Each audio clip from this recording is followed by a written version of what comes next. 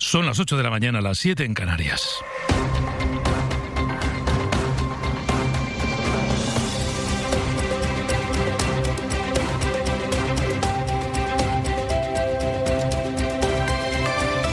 En la cadena SER,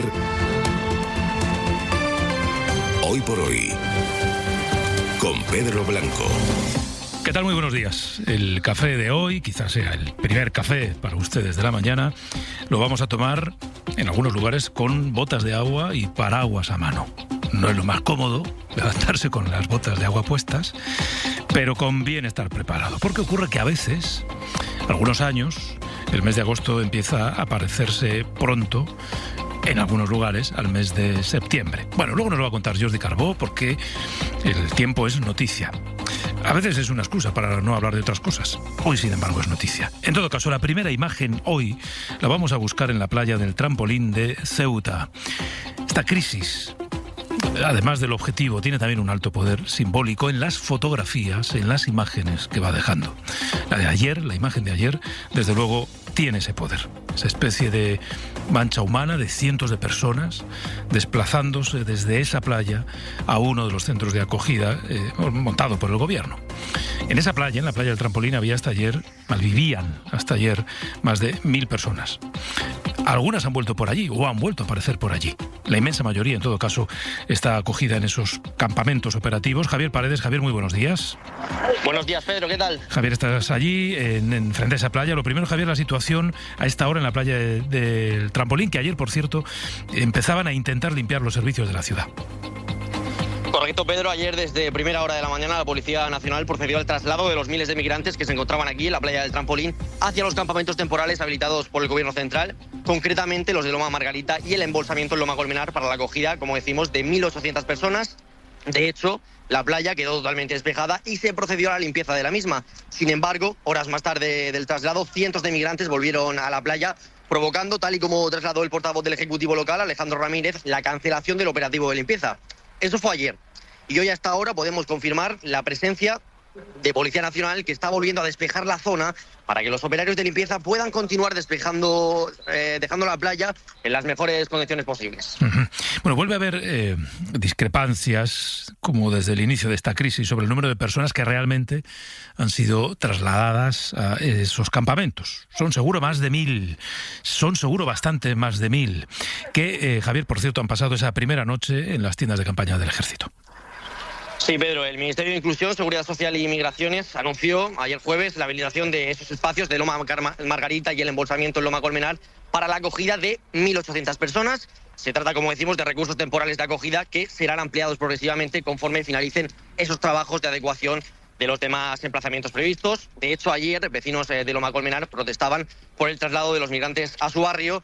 Aseguran que se sienten engañados y reprochaban que lo que se ha hecho solamente es, cito textualmente, desplazar el problema de un lado a otro.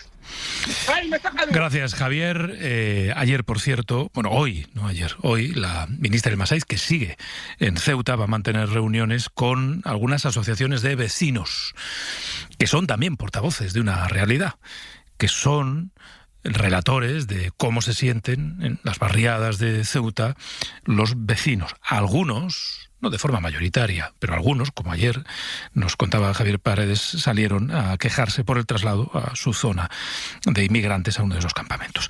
Bueno, la gestión de los menores está siendo uno de los elementos centrales de la discrepancia entre la ciudad y el gobierno. Entre el gobierno y el Partido Popular. Incluso entre Europa y el gobierno. Anoche pasó por hora 25 la fiscal Teresa Gisbert. Ella es la fiscal de sala de menores, la fiscal de menores en la Fiscalía General del Estado. Y su testimonio es muy esclarecedor. Por un lado, como marco general, algo que ya sabemos, que hemos repetido, que Ceuta, que el PP y que Europa saben, pese a lo que dicen, que la ley es muy clara sobre la hipotética devolución en masa, en grupo, de manera inopinada de todos los menores. La sentencia que en su momento se dictó por el Tribunal Supremo lo dejó claro. ¿Por qué lo dejó claro? Porque la legislación es la que yo le estoy diciendo, y eso que entonces todavía no estaba en vigor el Pacto Europeo sobre Migración. No se pueden devolver directamente. Hay que valorar en cada caso personal a título personal de cada niño o niña su interés superior y conocer sus circunstancias. Por lo tanto, eso no tiene sentido. La fiscal reconoce que Marruecos no es alguien en quien apoyarse para estas devoluciones, no en las de ahora, sino ya en los últimos años, que es tiempo, es bastante tiempo, por lo tanto bastante experiencia de una falta de colaboración rápida y eficaz de ese país. Contaba además anoche en Hora 25, esta fiscal de Sala de Menores, que es un hecho que algunas comunidades gobernadas por la derecha ponen todas las trabas posibles a acoger a los menores hasta que interviene la Fiscalía. Desde los reales decretos de la contingencia migratoria, muchas comunidades autónomas, no todas, pero algunas, de las que precisamente estaban comentando ustedes, ponían pegas y siguen poniendo pegas. Pero cuando interviene la Fiscalía de Menores y cuando el fiscal de menores se dirige a la comunidad autónoma para decirle usted no puede negarse a acoger los menores que dicen los reales decretos de contingencia migratoria, a pesar de las pegas, al final ceden porque no tienen más remedio, porque es el cumplimiento de la ley. ¿Y qué está pasando sobre el terreno? Esto es realmente interesante. Bueno, pues está ocurriendo que los fiscales de Ceuta están trabajando a marchas forzadas, que cada día entrevistan a muchos menores, decenas, incluso hasta 100, y que hasta ahora, es lo que le han contado a la propia fiscal, ni uno solo ha pedido regresar a su país.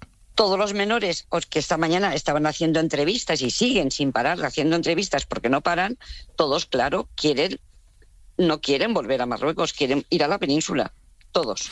No solo eso, sino que esta fiscal nos ha contado también que le cuentan, quienes están trabajando sobre el terreno en Ceuta, que tampoco ninguna familia con las que han contactado, ninguna familia ha pedido que les devuelvan a sus hijos. También me dice que hay muchos padres y madres, progenitores de Marruecos que han llamado diciendo sé que mi hijo o mi hija está ahí y estupendo porque quiero que lo acojan los sistemas de protección de España. Padres o madres que hayan llamado pidiendo devuélvanme a mi hijo, que yo sepa hasta ahora, ninguno.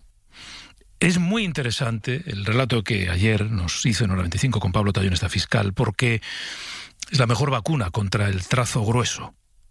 Y el trazo está siendo cada vez más grueso. Les recomiendo que recuperen esta conversación con Pablo Tallón en nuestra aplicación o en nuestra web en cadenaser.com. Por cierto, decía la fiscal que sus compañeros están trabajando a destajo, entre otras cosas, porque en estos más de 20 días de crisis no se ha presentado ningún fiscal voluntario para apoyar a sus colegas de Ceuta. Isabel Vega. Isabel, buenos días. ¿Qué tal? Buenos días. Sí, la Fiscalía General pidió 3 fiscales de refuerzo ya el 31 de julio y Justicia dio luz verde. Pero los puestos no se han cubierto, así que la plantilla sigue como estaba 3 semanas después. Ninguno de los profesionales de la Bolsa de Empleo de Ceuta se ha presentado voluntario y no existen mecanismos que arbitren el traslado de fiscales en activo desde otros puntos del país en una crisis como esta. El resultado es que los 8 fiscales en activo en la ciudad autónoma están doblando sus turnos para poder duplicar la presencia en la Guardia, como si estuviesen sustituyendo a esos refuerzos que no se han incorporado. En la Unión Progresista de Fiscales reclaman las medidas organizativas necesarias para solventar esta situación y además piden medios como un intérprete propio que la Fiscalía no tenga que compartir con el juzgado de Ceuta. Ahora dependen de su disponibilidad, dicen, y eso que los fiscales están realizando a diario decenas de entrevistas a jóvenes migrantes para poder determinar su edad. Soy Arguiñano. Yo elijo el súper número 1 en calidad-precio porque tiene ofertas como estas. Ahora en Lidl elige melón piel de sapo a un superprecio imbatible, 0,59 el kilo. Y selección de pizzas italiano al 50% en la segunda unidad. No aplicable en Canarias. Lidl, vale la pena. Ofertas límite en El Corte Inglés. En electrónica, hasta un 10% de descuento adicional en marcas de ordenadores como HP, Asus, Lenovo y Acer. Y hasta un 20% en una selección de smartphones Samsung, Xiaomi, Honor y SPC. Son las ofertas límite. Solo 4 días, del 20 al 23 de agosto. En tienda web y app del Corte Inglés. Buenos días. En el sorteo de mi día de la 11 de ayer, la fecha ganadora ha sido 4 de noviembre de 1970. Y el número de la suerte, el 8. Consulta si ha resultado ganador a tu vendedor en juegos11.es o a través de la aplicación Mi Vendedor 11. Recuerda que hoy, como cada viernes, tienes un bote millonario en el sorteo de Eurojackpot de la 11. 11. Bien jugado. Hoy por hoy, Pedro Blanco. 8 y 9 minutos 19 en Canarias. El tiempo como noticia, se lo decía antes, no solo como información de servicio, que también lo es. Durante toda la semana les venimos avisando del cambio que se avecinaba en algunos lugares. Siempre hay quien dice, pero si en mi pueblo sigue haciendo calor. Por supuesto. En una parte de este país, agosto sigue siendo agosto. De esto no hay duda. Pero en otros hay bajadas de temperaturas acentuadas, de hecho, en alguna zona. Sigue habiendo alerta de tormentas. Ahora le vamos a contar lo que pasó ayer por la tarde en Valencia, pero antes Jordi Carbó. Jordi, muy buenos días. Buenos días. Hoy nos toca estar prevenidos por esas lluvias que se anuncian en algunas zonas del país y en otras incluso tener una chaquetilla para salir al menos a la calle a esta primera hora. Sí, aunque ya empieza a subir la temperatura, es lo que tú has dicho, es agosto y agosto pues es caluroso. Por mucho que baje la temperatura, la idea es que, claro, no tendrán nada que ver las temperaturas de esta recta final de la semana con las que hemos tenido prácticamente durante todo el verano. Hoy, por ejemplo, máximas de 30 a 35 grados, el pico será un momento durante la tarde, de manera que la mayor parte de horas estaremos alrededor de los 30 grados, con muchas horas de sol, y el fin de semana con temperaturas que empezarán a subir un poco las máximas, pero tampoco se llegarán a desmadrar, y las noches llegarán a ser frescas en el interior. Las tormentas, muy localizadas, porque en la mayor parte del país, tanto hoy como durante el fin de semana, va a hacer mucho sol, pero hay cuidado con los chubascos en el litoral de Cantabria y el País Vasco.